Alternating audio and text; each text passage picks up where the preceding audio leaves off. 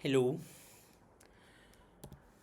National income chapter की back exercise लेके मैं आया हूँ आपके सामने। नेशनल इनकम चैप्टर है, इसकी एक बैक एक्सरसाइज है मेरे सामने जो सारी रिवीजन के लिए बहुत अच्छी है। ठीक है, very very good for its revision. ठीक है, चलिए स्टार्ट करते हैं। लीजिए,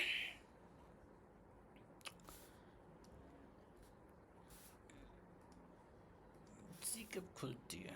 ठीक है, हाँ,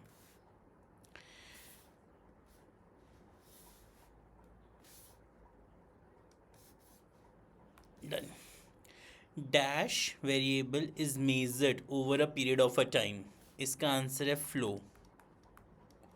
flow variable is measured over a period of a time, flow.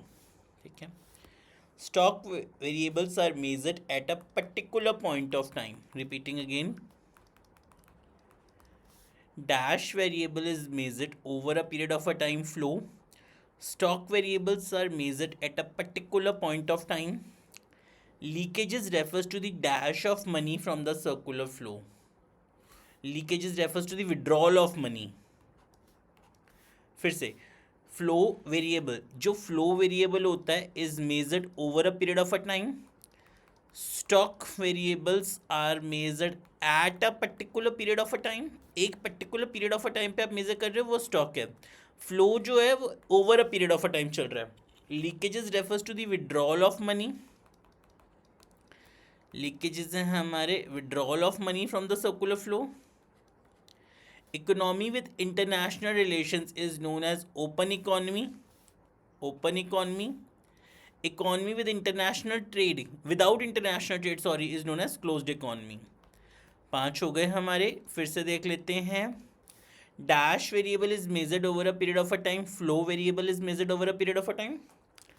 Stock variables are measured at a particular point of time. Leakages refers to dash of money from the circular flow. Leakages refers to withdrawal of money from the circular flow.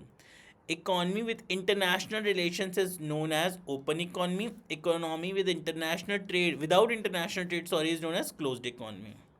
National income is a flow concept. National income is a flow concept. Dash transactions are not included in national income. Simple answer, pure transactions. Pure transactions are not included in national income. हमारी होती हैं final goods transactions जो होती हैं वो national income में आती हैं। Exchange of money across different sectors of the economy is known as, exchange of money across different sectors of the economy.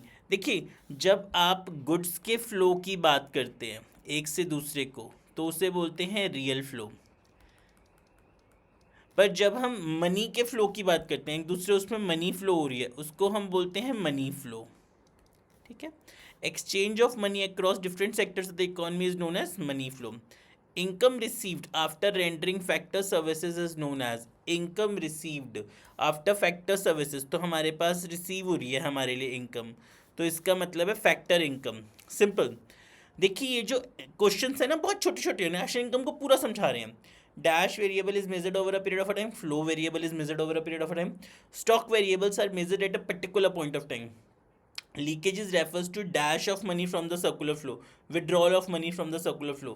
Economy with international relations is known as open economy. Economy without international trade is known as closed economy.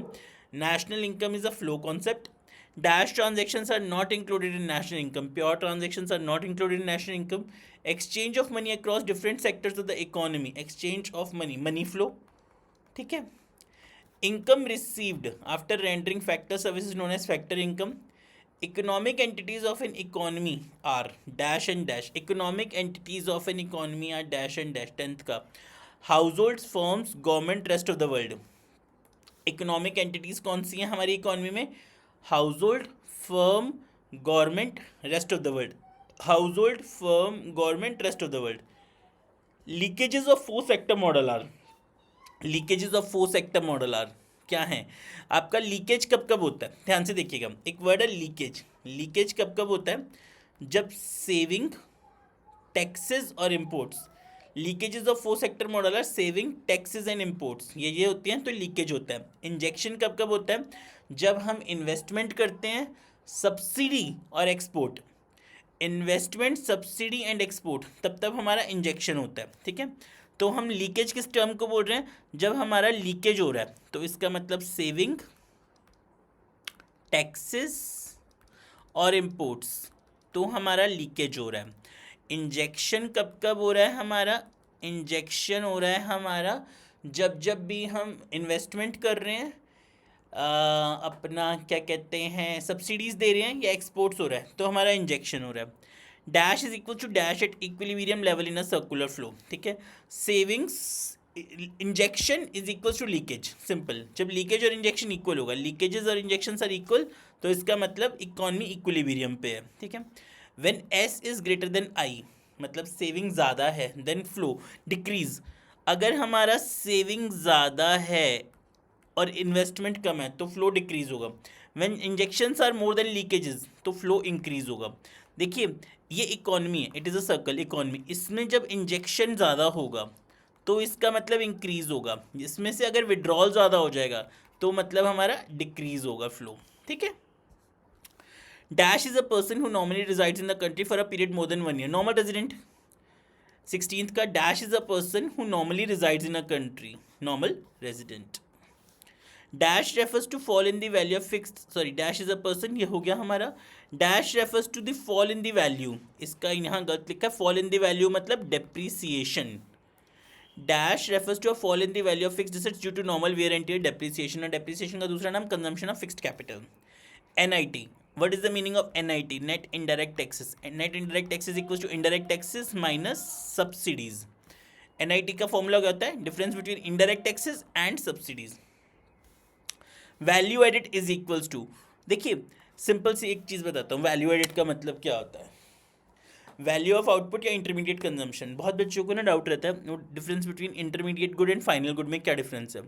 Intermediate good वो होता है जिसकी value अभी और बढ़ सकती है। Let us assume एक शॉपकीपर ने अपनी शॉप पे शुगर खरीदा, और अब वो जो शुगर है उसकी वैल्यू उसने 60 पे खरीदी पर वो 80 पे करके बेचेगा कस्टमर को, तो it is an intermediate good.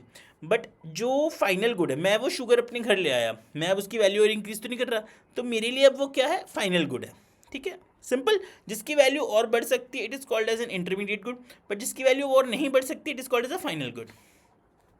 चलिए, adding value of the same product in national income more than 1 is, अगर आप एक ही चीज की वैल्यू को डबल बार करोगे it is called as double counting. Adding value of the same product in national income more than 1 is double counting. Double counting leads to the problem of, हम double बार काउंट कर लेंगे। Double counting का मतलब है inflation.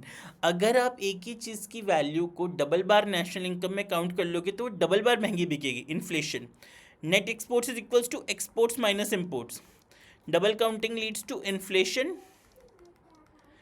Net exports is equals to exports minus imports, ठीक है।